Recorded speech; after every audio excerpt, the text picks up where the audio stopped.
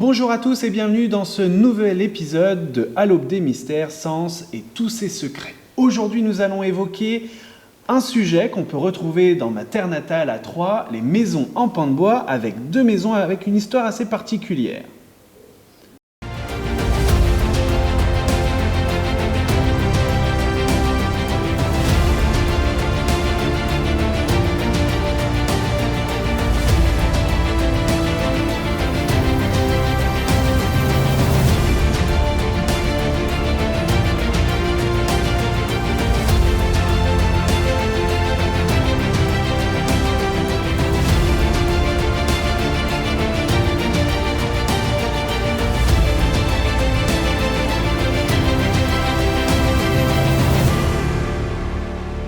Bien évidemment, nous allons découvrir cette histoire avec l'un des meilleurs historiens de Sens quand même, Monsieur Bernard Brousse. Bonjour, merci, c'est très gentil.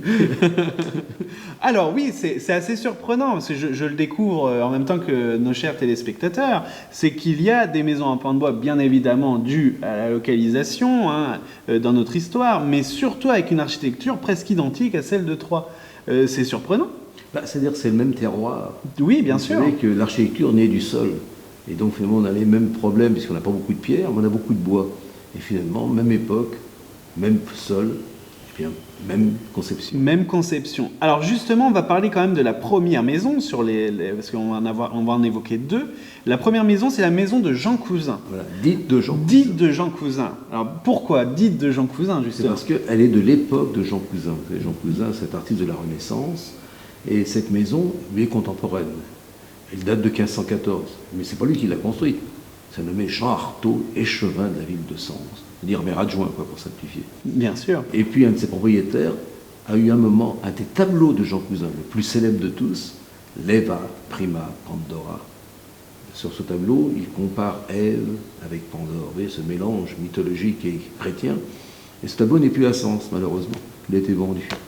Directement, il est au musée du Louvre. C'est quand même pas mal. Hein. C'est vrai. Mais c'est pour ça, vous voyez, par tradition, maison de même époque, maison où il y a eu un tableau de Jean Cousin, c'était la maison de Jean Cousin.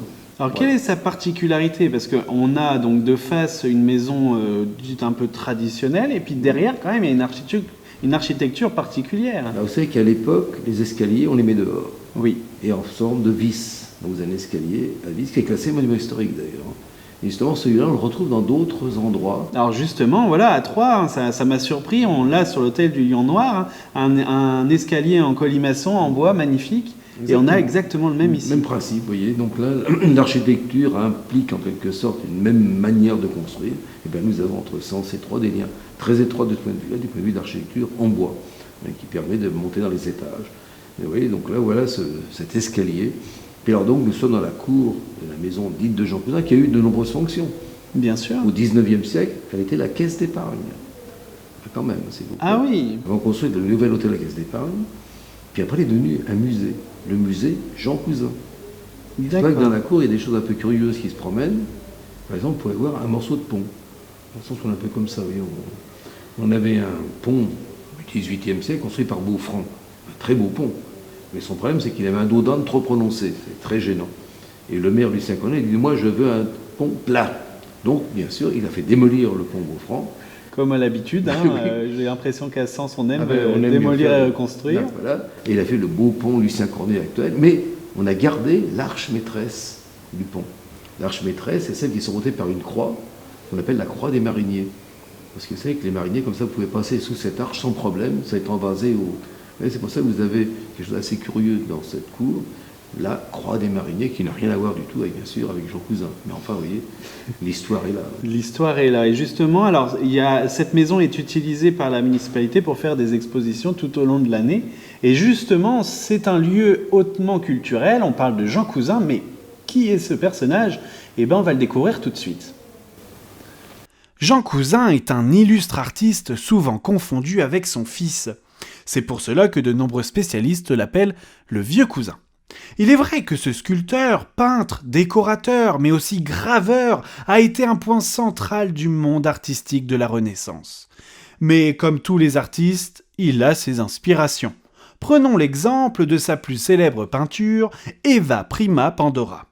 Cette toile vient d'une inspiration purement italienne avec ses formes généreuses, mais tout en gardant un esprit très français. Pour finir, les décors sont purement tirés de l'univers de Léonard de Vinci. Vous l'avez compris, c'est un véritable touche-à-tout. Il décora des églises, de nombreuses toiles seront signées de lui. Mais qu'en est-il de sa vie en dehors de ses œuvres ? Né d'une famille assez pauvre à Soucy, village proche de Sens, il n'était pas destiné à être un si grand artiste. Et pourtant, en 1530, on peut voir une œuvre créée à l'abbaye de Vauluisant. Son premier mariage avec la fille de l'ambassadeur du Danemark, mais surtout conseiller du roi François Ier, permit à ce petit paysan, au grand talent, de pouvoir s'exprimer de par le monde. Il voyagea en Italie, bien sûr, visita de nombreux ateliers d'artistes, ce qui lui permit de concevoir sa propre inspiration créative. Malheureusement devenu veuf, il se remaria quelques années plus tard avec sa seconde femme qui lui donna une fille. Pour voir ses œuvres, rien de mieux que d'aller au Louvre, mais aussi ouvrez l'œil sur Sens. Alors, on a une autre maison aussi hautement culturelle, la maison dite d'Abraham. Alors encore une fois, dite d'Abraham, pourquoi ? À Sens, on aime brouiller les pistes. Voilà. Tout à double sens. Sur cette maison, qui est franchement la plus belle de Sens du XVIe siècle, il y a des sculptures d'un poteau cornier, vous savez, ce qui fait l'angle. Alors, un érudit n'a pas très bien compris la Bible. Il a vu plein de gens qui étaient les uns au-dessus des autres. Il dit, on descend tous d'Abraham. Il avait cru que le personnage en bas était Abraham. Pas de chance, c'est pour lui.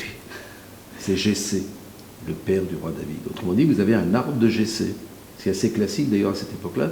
Il y en a même un comme ça, cathédrale de Sens, mais en verrière. Réalisé d'ailleurs par des maîtres verriers troyens, je dis ça en passant. Voilà, très bien on est les champions du monde. Tout à fait, à ce niveau-là, rien à dire. Et donc, vous retrouvez donc Jessé Endori, puis les rois d'Israël. Et ça se termine bien sûr par la vierge contre l'enfant Jésus. Oui, donc le vrai nom de la maison, c'est Maison de l'arbre de Jessé. Et pourquoi on l'appelle toujours dite d'Abraham ? Vous savez, ici, la tradition, c'est dans l'oreille, on ne bouge pas. C'est imprimé quelque part, on le garde. Donc, on a dit maison d'Abraham. Bon, évidemment, c'est faux, historiquement. Mais on l'appelait aussi la maison des quatre vents, parce qu'elle était au carrefour, là. Et puis aussi, c'est une maison qui est intéressante, parce qu'il y a des personnages de sculptés, il y a des blasons de sculptés dessus. Il y a c'est un blason professionnel. Vous verrez, il y a des couteaux et un plat. Un couteau à tanner et un plat à tanner. Ah, donc c'était une... Voilà, d'accord. Car c'était la maison de quelqu'un qui avait de bons moyens. Vous savez qu'une des richesses de Sens, c'était la tannerie. D'ailleurs, on l'évoquera dans un prochain épisode. Et ce monsieur s'appelait Nicolas Mégissier. Il avait le nom de son métier. D'accord. Et tanneur en peau fine. Et donc, il était fier de son métier. Et il avait un blason, presque un blason parlant. Les couteaux à tanner et le plat à tanner. Donc, nous avons bien la maison d'un mégissier, d'un tanneur de Sens. D'accord. Alors, ça a été une maison, entre guillemets, privée tout au long de son histoire. Oui. Mais elle a eu des aléas et des malheurs. Voilà, justement, un camion est rentré dedans. Voilà, un camion. Elle l'a pratiquement éventré. Heureusement, elle ne s'est pas effondrée. Ouf. Ça prouve que la structure en bois, c'est une bonne structure. Voilà, c'est ça. C'est solide, on dirait après, pas. On l'a restauré. Paf, il y a eu le feu dedans. Alors finalement, la ville l'a acheté, il y en avait assez. Puis après, elle a rétrocédé, mais d'une manière astucieuse, avec des promoteurs qui font dans le haut de gamme. La ville a gardé le rez-de-chaussée qui sert d'exposition. La devanture, on y expose des œuvres d'art, et l'étage, ce sont maintenant des logements. Oui, mais donc là, la maison a deux niveaux, si je peux dire. Donc le rez-de-chaussée est utilisé maintenant pour des expositions, c'est ça ? Exactement. On y expose dans la vitrine des œuvres d'art et des tableaux et autres. Comme quoi les maisons en pan de bois, il n'y a rien à faire, c'est toujours dans la culture que ça doit rester. Très bien. On dirait bien. Merci beaucoup en tout cas pour toutes ces informations. 2 maisons bien évidemment à visiter tout au long de l'année dans la ville de Sens. Toutes les infos vous seront données bien évidemment sur notre page Facebook. Quant à nous, on se retrouve très prochainement pour un tout nouveau épisode de À l'aube des mystères, Sens et tous ses secrets. Merci Bernard. Merci beaucoup.